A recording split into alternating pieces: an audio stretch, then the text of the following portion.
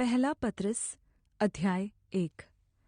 पत्रस की ओर से जो यीशु मसीह का प्रेरित है, उन परदेशियों के नाम जो पुन्तुस, गलातिया, कप्पदूकिया, आसिया और बितूनिया में तितर-बितर होकर रहते हैं, और परमेश्वर पिता के भविष्य ज्ञान के अनुसार पवित्र आत्मा के पवित्र करने के द्वारा आज्ञा मानने और यीशु मसीह के लहू के छिड़के जाने के लिए चुने गए हैं, तुम्हें अत्यन्त अनुग्रह और शान्ति मिलती रहे।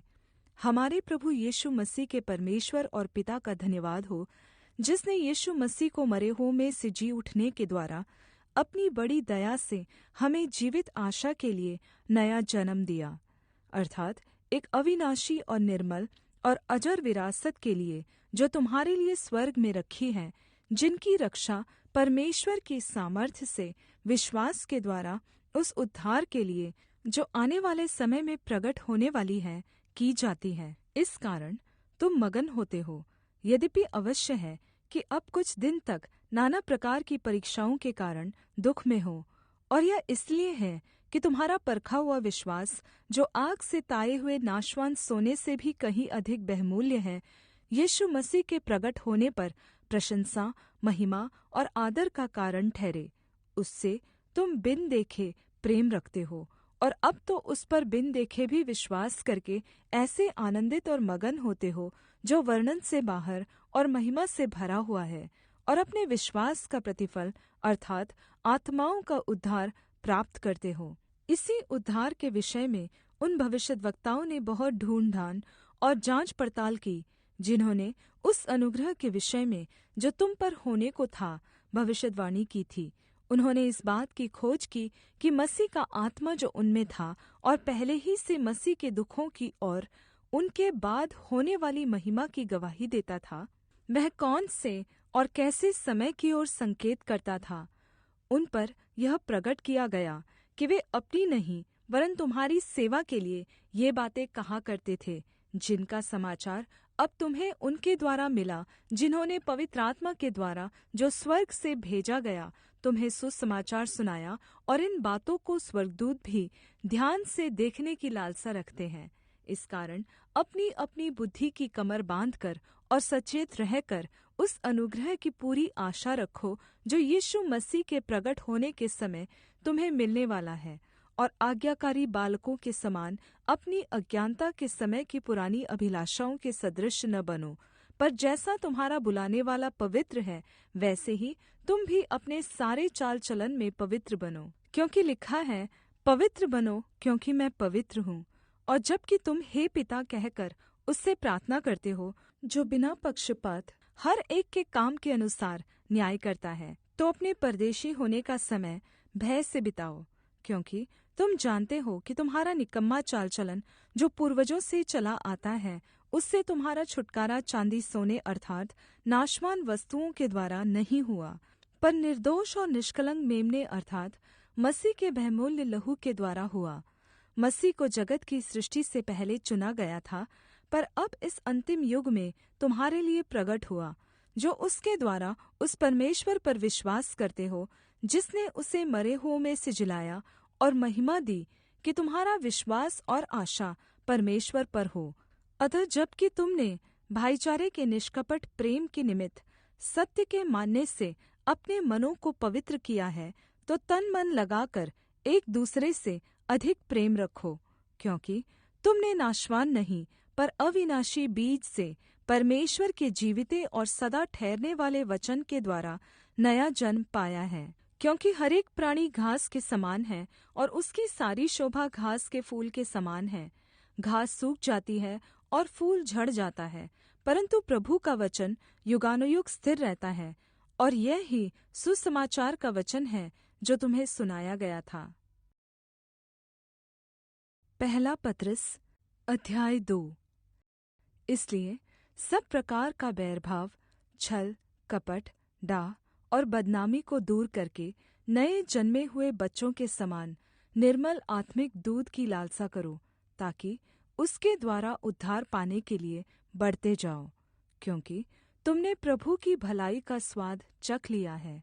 उसके पास आकर, जिसे मनुष्यों ने तो निकम्मा ठहराया, परन्तु परमेश्वर के निकट चुना हुआ और बहुमूल्य जीविता पत्थर है, तुम भी आप जीविते पत्थरों के समान आत्मिक घर बनते जाते हो, जिससे याजकों का पवित्र समाज बनकर ऐसे आत्मिक बलिदान चढ़ाओ जो यीशु मसीह के द्वारा परमेश्वर को ग्रहण योग्य हो। इस कारण पवित्र शास्त्र में भी आया है, देखो मैं सिय्योन में कोने के सिरे का चुना हुआ और बहुमूल्य पत्थर धरता हूँ, और जो कोई उस पर विश्वास करेगा वह किसी रीति से लज्जित नहीं होगा। अतः तुम्हारे लिए जो विश्वास करते हो वह तो बहुमूल्य है, पर जो विश्वास नहीं करते उनके लिए जिस पत्थर को राजमिस्त्रियों ने निकम्मा ठहराया था वही कोने का सिरा हो गया, और ठेस लगने का पत्थर और ठोकर खाने की चट्टान हो गया है, क्योंकि वे तो वचन को न मानकर ठोकर खाते हैं, और इसी के लिए वे ठहराए भी गए थे। पर तुम एक चुना हुआ वंश और राजपदधारी याजकों का समाज और पवित्र लोग और परमेश्वर की निज प्रजा हो, इसलिए कि जिसने तुम्हें अंधकार में से अपनी अद्भुत ज्योति में बुलाया है उसके गुण प्रगट करो। तुम पहले तो कुछ भी नहीं थे, पर अब परमेश्वर की प्रजा हो। तुम पर दया नहीं हुई थी, पर अब तुम पर दया हुई है। हे प्रियो, मैं तुम से विनती करता हूँ कि तुम अपने आप को परदेशी और यात्री जानकर उन सांसारिक अभिलाषाओं से जो आत्मा से युद्ध करती हैं बचे रहो। अन्य जातियों में तुम्हारा चाल चलन भला हो, इसलिए कि जिन जिन बातों में वे तुम्हें कुकर्मी जानकर बदनाम करते हैं, वे तुम्हारे भले कामों को देखकर उन्हीं के कारण कृपा दृष्टि के दिन परमेश्वर की महिमा करे। प्रभु के लिए मनुष्यों के ठहराए हुए हर एक प्रबंध के अधीन रहो, राजा के इसलिए कि वह सब पर प्रधान है, और राज्यपालों के क्योंकि वे कुकर्मियों को दंड देने और सुकर्मियों की प्रशंसा के लिए उसके भेजे हुए हैं। क्योंकि परमेश्वर की इच्छा यह है कि तुम भले काम करने से निर्बुद्धि लोगों की अज्ञानता की बातों को बंद कर दो। अपने आप को स्वतंत्र जानो, पर अपनी इस स्वतंत्रता को बुराई के लिए आड़ न बनाओ, परंतु अपने आप को परमेश्वर के दास समझकर चलो। सबका आदर करो, भाइयों से प्रेम रखो, परमेश्वर से डरो, राजा का सम्मान करो। हे सेवकों, हर प्रकार के भय के साथ अपने स्वामियों के अधीन रहो, न केवल भलों और नम्रों के, पर कुटिलों के भी। क्योंकि यदि कोई परमेश्वर का विचार करके अन्याय से दुख उठाता हुआ क्लेश सहता है तो यह सुहावना है। क्योंकि यदि तुमने अपराध करके घूसे खाए और धीरज धरा तो उसमें क्या बड़ाई की बात है। पर यदि भला काम करके दुख उठाते हो और धीरज धरते हो तो यह परमेश्वर को भाता है, और तुम इसी के लिए बुलाए भी गए हो। क्योंकि मसीह भी तुम्हारे लिए दुख उठाकर तुम्हें एक आदर्श दे गया है कि तुम भी उसके पथ चिन्ह पर चलो। न तो उसने पाप किया और न उसके मुँह से छल की कोई बात निकली। वह गाली सुनकर गाली नहीं देता था और दुख उठाकर किसी को भी धमकी नहीं देता था, पर अपने आप को सच्चे न्यायी के हाथ में सौंपता था। वह आप ही हमारे पापों को अपनी देह पर लिए हुए क्रूस पर चढ़ गया, जिससे हम पापों के लिए मर करके धार्मिकता के लिए जीवन बिताए। उसी के मार खाने से तुम चंगे हुए, क्योंकि तुम पहले भटकी हुई भेड़ों के समान थे, पर अब अपने प्राणों के रखवाले और चरवाहे के पास फिर लौट आ गए हो। पहला पत्रस अध्याय 3। हे पत्नियों, तुम भी अपने पति के अधीन रहो, इसलिए कि यदि इनमें से कोई ऐसे हो जो वचन को न मानते हो, तो भी तुम्हारे भय सहित पवित्र चाल चलन को देखकर बिना वचन के अपनी अपनी पत्नी के चाल चलन के द्वारा खिंच जाएं, और तुम्हारा श्रृंगार दिखावटी न हो, अर्थात बाल गूँथने और सोने के गहने या भाँति भाँति के कपड़े पहनना, वरन तुम्हारा छिपा हुआ और गुप्त मनुष्यत्व नम्रता और मन की दीनता की अविनाशी सजावट से सुसज्जित रहे, क्योंकि परमेश्वर की दृष्टि में इसका मूल्य बड़ा है। और पूर्व काल में पवित्र स्त्रियां भी जो परमेश्वर पर आशा रखती थी, अपने आप को इसी रीति से संवारती और अपने अपने पति के अधीन रहती थी, जैसे सारा अब्राहम की आज्ञा मानती थी और उसे स्वामी कहती थी। अतः तुम भी यदि भलाई करो और किसी प्रकार के भय से भयभीत न हो, तो उसकी बेटियां ठहरोगी। वैसे ही हे पतियों, तुम भी बुद्धिमानी से पत्नियों के साथ जीवन निर्वाह करो और स्त्री को निर्बल पात्र जानकर उसका आदर करो, यह समझकर कि हम दोनों जीवन के वरदान के वारिस हैं, जिससे तुम्हारी प्रार्थनाएँ रुक न जाएँ। अतः सब के सब एक मन और दयालु और भाईचारे के प्रेम रखने वाले और करुणामय और नम्र बनो। बुराई के बदले बुराई मत करो और न गाली के बदले गाली दो, पर इसके विपरीत आशीष ही दो, क्योंकि तुम आशीष के वारिस होने के लिए बुलाए गए हो। क्योंकि जो कोई जीवन की इच्छा रखता है और अच्छे दिन देखना चाहता है, वह अपनी जीभ को बुराई से और अपने होठों को छल की बातें करने से रोके रहे। वह बुराई का साथ छोड़े और भलाई ही करे। वह मेल मिलाप को ढूँढे और उसके यत्न में रहे, क्योंकि प्रभु की आँखें धर्मियों पर लगी रहती हैं और उसके कान उसकी विनती की ओर लगे रहते हैं, परन्तु प्रभु बुराई करने वालों के विमुख रहता है। यदि तुम भलाई करने में उत्तेजित रहो, तो तुम्हारी बुराई करने वाला फिर कौन है? यदि तुम धार्मिकता के कारण दुख भी उठाओ, तो धन्य हो, पर उनके डराने से मत डरो और न घबराओ। पर मसीह को प्रभु जानकर अपने-अपने मन में पवित्र समझो, और जो कोई तुमसे तुम्हारी आशा के विषय में कुछ पूछे, तो उसे उत्तर देने के लिए सर्वदा तैयार रहो, पर नम्रता और भय के साथ, और विवेक भी शुद्ध रखो। इसलिए कि जिन बातों के विषय में तुम्हारी बदनामी होती है, उनके विषय में वे जो मसीह में तुम्हारे अच्छे चाल चलन का अपमान करते हैं लज्जित हो। क्योंकि यदि परमेश्वर की यही इच्छा हो कि तुम भलाई करने के कारण दुख उठाओ, तो यह बुराई करने के कारण दुख उठाने से उत्तम है। इसलिए कि मसीह ने भी, अर्थात् अधर्मियों के लिए धर्मी ने, पापों के कारण एक बार दुख उठाया, ताकि हमें परमेश्वर के पास पहुँचाए। वह शरीर के भाव से तो मारा गया, पर आत्मा के भाव से जिलाया गया। उसी में उसने जाकर कैदी आत्माओं को भी प्रचार किया, जिन्होंने उस बीते समय में आज्ञा न मानी, जब परमेश्वर नूह के दिनों में धीरज धरकर ठहरा रहा, और वह जहाज बन रहा था, जिसमें बैठकर कुछ लोग अर्थात् 8 प्राणी पानी के द्वारा बच गए। और उसी पानी का दृष्टांत भी अर्थात् बपतिस्मा यीशु मसीह के जी उठने के द्वारा अब तुम्हें बचाता है। उससे शरीर के मैल को दूर करने का अर्थ नहीं है, परन्तु शुद्ध विवेक से परमेश्वर के वश में हो जाने का अर्थ है। वह स्वर्ग पर जाकर परमेश्वर के दाहिनी ओर है, और स्वर्गदूतों, अधिकारियों और शक्तियों को उसके अधीन किए गए हैं। पहला पत्रस अध्याय 4। इसलिए जबकि मसीह ने शरीर में होकर दुख उठाया, तो तुम भी उसी मनसा को हथियार के समान धारण करो।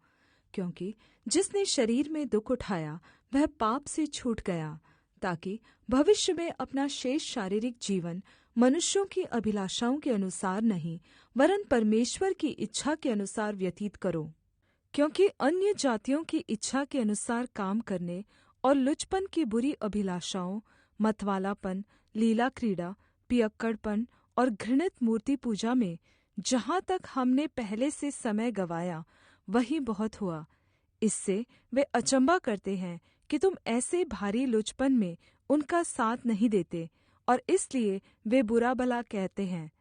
पर वे उसको जो जीवितों और मरे हुओं का न्याय करने को तैयार है लेखा देंगे। क्योंकि मरे हुओं को भी सुसमाचार इसलिए सुनाया गया कि शरीर में तो मनुष्यों के अनुसार उनका न्याय हुआ, पर आत्मा में वे परमेश्वर के अनुसार जीवित रहे। सब बातों का अंत तुरंत होने वाला है, इसलिए संयमी होकर प्रार्थना के लिए सचेत रहो। सब में श्रेष्ठ बात यह है कि एक दूसरे से अधिक प्रेम रखो, क्योंकि प्रेम अनेक पापों को ढाँप देता है। बिना कुड़कुड़ाए एक दूसरे का अतिथि सत्कार करो। जिसको जो वरदान मिला है, वह उसे परमेश्वर के नाना प्रकार के अनुग्रह के भले भंडारियों के समान एक दूसरे की सेवा में लगाए। यदि कोई बोले तो ऐसा बोले मानो परमेश्वर का वचन है, यदि कोई सेवा करे तो उस शक्ति से करे जो परमेश्वर देता है, जिससे सब बातों में यीशु मसीह के द्वारा परमेश्वर की महिमा प्रगट हो। महिमा और सामर्थ्य युगानुयुग उसी की है। आमीन। हे प्रियो, जो दुख रूपी अग्नि तुम्हारे परखने के लिए तुम में भड़की है, इससे यह समझकर अचम्भा न करो कि कोई अनोखी बात तुम पर बीत रही है। पर जैसे जैसे मसीह के दुखों में सहभागी होते हो, आनंद करो, जिससे उसकी महिमा के प्रगट होते समय भी तुम आनंदित और मगन हो। फिर यदि मसीह के नाम के लिए तुम्हारी निंदा की जाती है तो धन्य हो, क्योंकि महिमा की आत्मा जो परमेश्वर की आत्मा है तुम पर छाया करती है। तुम में से कोई व्यक्ति हत्यारा या चोर या कुकर्मी होने या पराए काम में हाथ डालने के कारण दुख न पाए। पर यदि मसीही होने के कारण दुख पाए तो लज्जित न हो, पर इस बात के लिए परमेश्वर की महिमा करे, क्योंकि वह समय आ पहुँचा है कि पहले परमेश्वर के लोगों का न्याय किया जाए, और जबकि न्याय का आरंभ हम ही से होगा तो उनका क्या अंत होगा जो परमेश्वर के सुसमाचार को नहीं मानते। और यदि धर्मी व्यक्ति ही कठिनता से उद्धार पाएगा तो भक्तिहीन और पापी का क्या ठिकाना। इसलिए जो परमेश्वर की इच्छा के अनुसार दुख उठाते हैं, वे भलाई करते हुए अपने अपने प्राण को विश्वासियों के सृजनहार के हाथ में सौंप दे। पहला पत्रस अध्याय 5।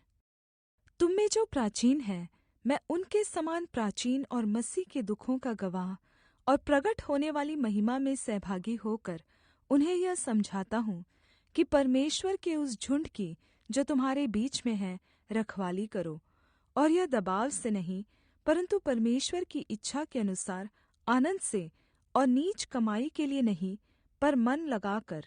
जो लोग तुम्हें सौंपे गए हैं उन पर अधिकार न जताओ, वरन झुंड के लिए आदर्श बनो। और जब प्रधान रखवाला प्रगट होगा तो तुम्हें महिमा का मुकुट दिया जाएगा जो मुरझाने का नहीं। हे नवयुवकों, तुम भी वृद्ध पुरुषों के अधीन रहो, वरन तुम सब के सब एक दूसरे की सेवा के लिए दीनता से कमर बांधे रहो, क्योंकि परमेश्वर अभिमानियों का विरोध करता है परंतु दीनों पर अनुग्रह करता है।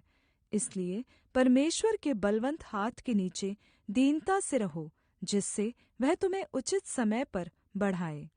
अपनी सारी चिंता उसी पर डाल दो, क्योंकि उसको तुम्हारा ध्यान है। सचेत हो और जागते रहो, क्योंकि तुम्हारा विरोधी शैतान गरजने वाले सिंह के समान इस खोज में रहता है कि किसको फाड़ खाए। विश्वास में दृढ़ होकर और यह जानकर उसका सामना करो कि तुम्हारे भाई जो संसार में हैं ऐसे ही दुख भुगत रहे हैं। अब परमेश्वर जो सारे अनुग्रह का दाता है, जिसने तुम्हें मसीह में अपनी अनंत महिमा के लिए बुलाया, तुम्हारे थोड़ी देर तक दुख उठाने के बाद आप ही तुम्हें सिद्ध और स्थिर और बलवन्त करेगा। उसी का साम्राज्य युगानुयुग रहे। आमीन। मैंने सिलवानुस के हाथ, जिसे मैं विश्वासयोग्य भाई समझता हूँ, संक्षेप में लिखकर तुम्हें समझाया है, और यह गवाही दी है कि परमेश्वर का सच्चा अनुग्रह यही है, इसी में स्थिर रहो। जो बाबेल में तुम्हारे समान चुने हुए लोग हैं, वह और मेरा पुत्र मरकुस तुम्हें नमस्कार कहते हैं। प्रेम से चुम्बन लेकर एक दूसरे को नमस्कार करो। तुम सबको जो मसीह में हो शान्ति मिलती रहे।